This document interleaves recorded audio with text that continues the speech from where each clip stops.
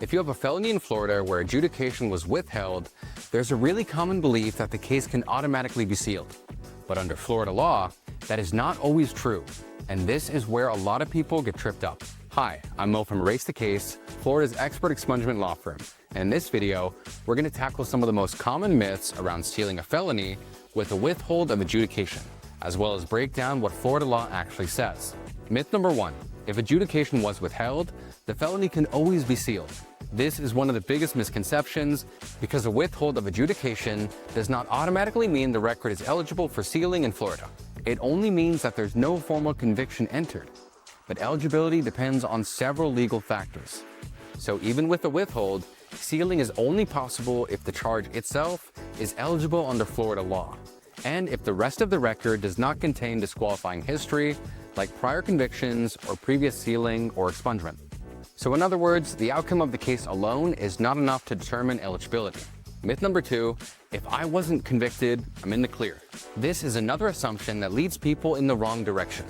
In fact, not being convicted is only one part of the analysis, and it doesn't guarantee if sealing is available. The reality is that Florida law looks at the full picture of the criminal record, including the type of felony charge, how the case was resolved, and whether any prior sealings or expungement had been used. And in some cases, even with a withhold, the charge itself may be completely ineligible to seal. And finally, myth number 3.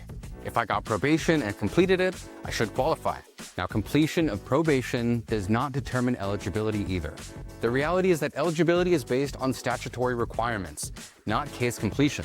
And it's important to note that finishing probation does not override disqualifying factors in the record. What we see all the time is that people assume a withhold automatically equals eligibility. They apply for sealing and then get denied because one detail in their record disqualifies the entire application. And by the time that denial comes back, they've already lost time and money. And in some cases, even their ability to fix the issue easily.